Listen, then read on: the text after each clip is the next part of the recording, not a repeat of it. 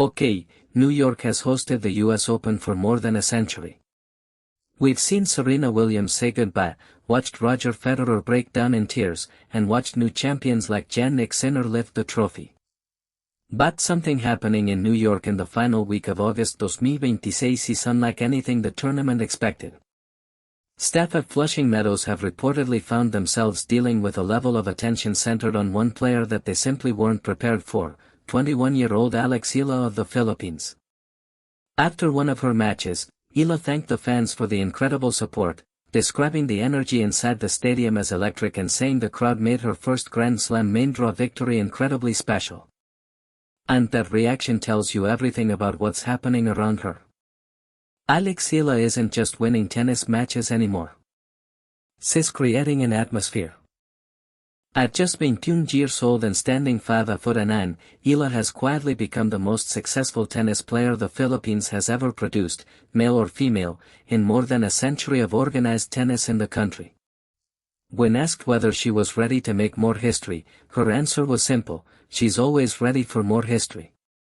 Her name is Alex Eala, and this is the story of how a player from a country where tennis has never had the infrastructure or popularity of basketball, boxing, or volleyball is suddenly rewriting record books, driving ticket demand, attracting enormous crowds, and forcing major tennis events to rethink how they prepare for her.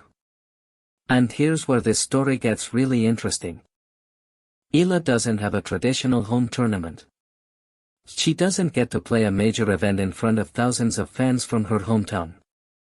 But at the US Open, Filipino fans have created something that feels remarkably close to home. During one interview, Eala said she was incredibly proud to be Filipino and grateful that the community at the US Open made her feel like she belonged there. That connection is at the heart of everything happening right now. Let's start with the numbers, because they put the entire Eala phenomenon into perspective. At the beginning of 2025, Alex Eala was ranked numero 130 in the world. That's a respectable ranking, but it's nowhere near the spotlight reserved for the biggest names in tennis.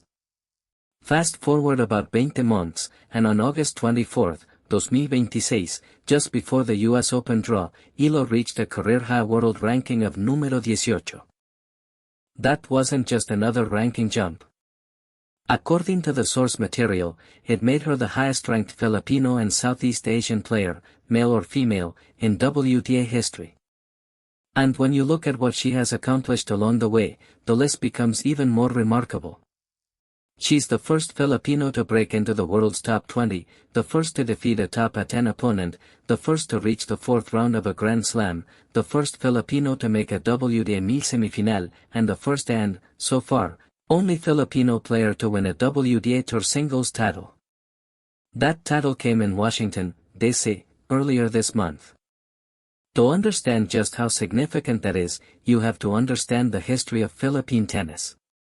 The country hasn't traditionally been a global tennis powerhouse.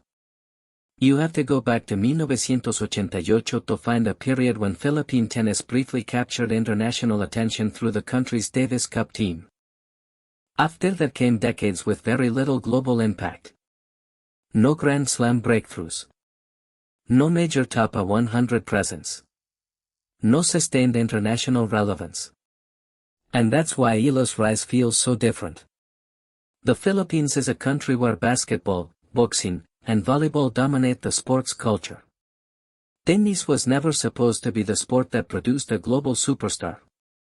But Eala didn't simply end a long drought. She transformed tennis from a niche interest into something capable of becoming a national movement. She also climbed at an extraordinary pace. Most players need several years to move from the 130s into the top 20. Eala did it in less than 2 years. Her junior career already hinted that something special was coming. She became the first Filipina to win a junior Grand Slam title and reached a junior world ranking of numero 2. But what separates her from many junior prodigies is what happened after she turned professional. She didn't stall. She kept improving, year after year, until the results finally caught up with the potential people had seen in her since her teenage years. That development included training at the Rafael Nadal Academy in Mallorca, Spain. Eala began playing tennis at just 4 years old at Valle Verde Country Club in Pasig City, with her grandfather, Roberto Mano, serving as her first coach. He put her on the court, worked with her, and was there for her practices. By the time she was 12, however, it was becoming obvious that she needed opportunities beyond what the Philippines could provide. At 13, Eala and her brother moved to Mallorca to train at the Rafael Nadal Academy, where she received a full scholarship. But reaching that level required enormous commitment. International tournaments, private coaching, travel, and years of development all played a role. At 13 years old, she was living halfway around the world because there wasn't a clear development pathway at home that could take her where she needed to go. And Eala didn't make this journey alone. Behind her is a small professional team, including coaches connected to her Nadal Academy years. As her results accelerated, her support structure also had to evolve quickly. Philippine tennis administrators reportedly found themselves scrambling to handle sponsorships, scheduling, logistics, and the unprecedented level of attention surrounding their young star. Then came a number that really puts her popularity into perspective. Eala's pre-tournament press conference reportedly drew 171,000 online viewers. Carlos Alcaraz's press conference for the same tournament drew around 29,000. Coco Gauff's also drew around 29,000, while Aryna Sabalenka's drew about 9,000. Think about that for a second. A player who wasn't even competing in that particular press conference comparison attracted more viewers than several of the sport's biggest established stars. And this kind of support isn't new. At the Australian tournament in Melbourne earlier this year, hundreds of Filipino fans showed up for Eala's practice session. She was ranked numero 49 at the time, yet the response was already massive. Fans crowded around for pictures and autographs, and organizers had to deal with people spilling into areas that weren't designed for that kind of crowd. Some fans reportedly stood for hours. Others didn't even have tickets and simply wanted to be close enough to hear the crowd. That was the warning shot. Then came Washington. Eala's title run there turned the warning into undeniable proof. She defeated a series of major opponents, including Naomi Osaka in the semifinal, before beating Jessica Pegula in the final. And the atmosphere was extraordinary. The tournament chairman described it as potentially the greatest crowd for a Monday final anyone had ever seen.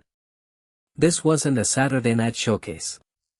It was a Monday afternoon, a time slot that normally wouldn't be expected to produce a massive crowd. Instead, the stadium was packed with Philippine flags, fans chanting "Let's go, Alex," and an energy that made the atmosphere feel more like a national celebration than a typical tennis final. Even Jessica Pegula acknowledged what Eala was bringing to the sport. She praised the way Eala has handled the sudden fame and the enormous support coming from the Philippines, calling it impressive to watch and praising her maturity both as a player and as a person. Eala herself became emotional when asked about the atmosphere. And Naomi Osaka noticed it too. After her semifinal loss to Eala, Osaka was asked about the huge Filipino following surrounding the young star. Osaka immediately recognized what was happening, explaining that she had looked toward the practice courts and seen them completely filled before Eala had even stepped onto the court. The Filipino flags made it obvious.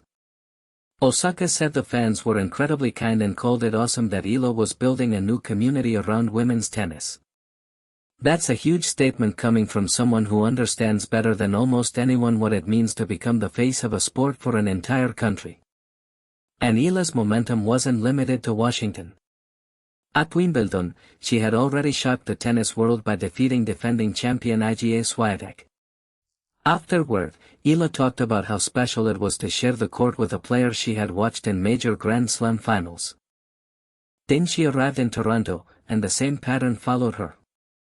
She talked about having her countrymen cheering for her and dedicating her performance to her family and the young girls back home who might someday dream of doing exactly what she's doing.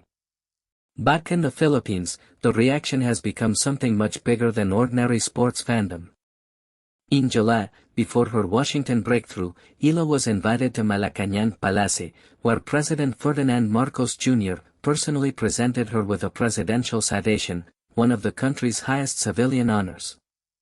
Then there was Manny Pacquiao, one of the most famous Filipino athletes in history. After Eala's Washington victory, the boxing legend publicly congratulated her, thanked her for bringing honor to the country, and told her that Filipinos were proud of her. When a sitting president and a legendary boxing champion publicly celebrate a young tennis player in a country where tennis has historically stood behind basketball, boxing, and volleyball, that's more than simple fandom. It's a cultural shift.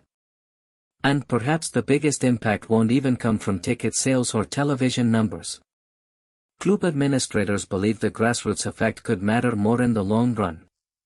Because somewhere in the Philippines right now, a young kid may be picking up a tennis racket for the first time because they saw Alex Eala doing something they never thought a Filipino tennis player could do. That's what makes this story so powerful. Melbourne was the warning. Washington was the proof. And now New York is the biggest test yet.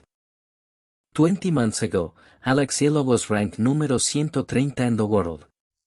Today, she's a career-high número 18, a WTA champion, a Grand Slam fourth-rounder, a record-setter, and a player whose fans can transform an ordinary tennis session into something that feels like a national event. Naomi Osaka sees the star power. Tournament directors see the ticket demand. Her opponents see the pressure she handles every week. Her country sees a trailblazer. And now the US Open has to deal with something it may never have experienced quite like this before, not just a player with a growing fan base, but an entire community traveling, chanting, waving flags, and turning her matches into celebrations of national pride. The US Open has hosted legends for generations. But if Melbourne was the warning and Washington was the preview, New York could become the loudest chapter yet in the Alex Eala story. And the most fascinating part? She's only 21.